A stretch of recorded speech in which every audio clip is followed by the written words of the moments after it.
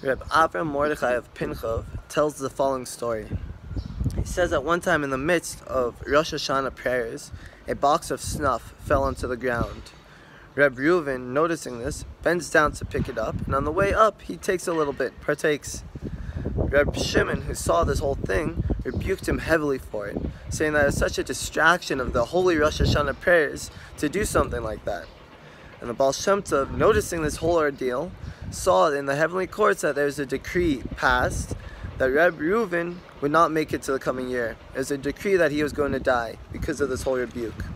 So the Baal Shem Tov sent his soul soaring up to the heavens and immediately went to the heavenly courts to fight against this decree and petition for his student.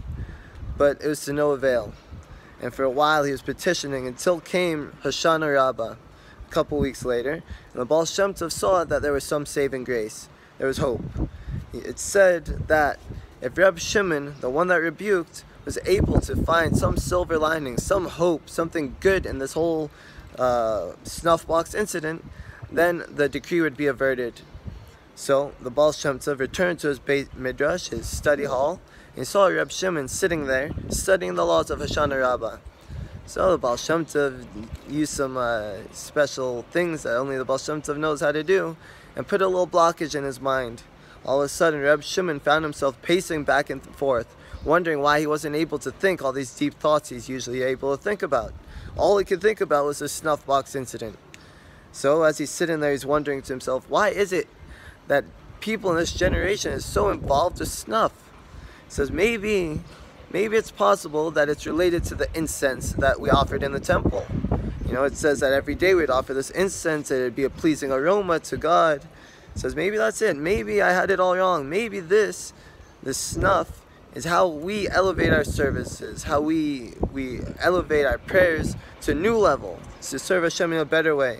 It says, I think I had it all wrong. As the Baal Shem Tov's custom to accept questions on Hoshana Rabbah, this student and many other students wrote down questions and went and asked the Baal Shem Tov. So Reb Shimon goes to the Baal Shem Tov and asks him, what's the deal with snuff? The Baal Shem Tov responds, why don't you tell me? In response, he says, I think that maybe it's to do with the incense. Maybe it's related. Baal Shem Tov says, continue, he says, with this whole incident of the snuff box and my rebuke, I think I may have had it all wrong. I think perhaps it is a very thing that should be praised. It should be welcomed. It should be okay, you know. If it's elevating service, then it's for sure not a bad thing. Baal Shem Tov says, you're exactly right. And he informed him of the decree that occurred because of his rebuke, and about all the thing that transpired in the coming weeks, or in the weeks in between. He told him that he should be aware and be careful, that he should never rebuke just so quickly. Instead, he should try and find that silver lining first, and he should try and judge his students and his fellows and all others favorably initially. Shavua Tov.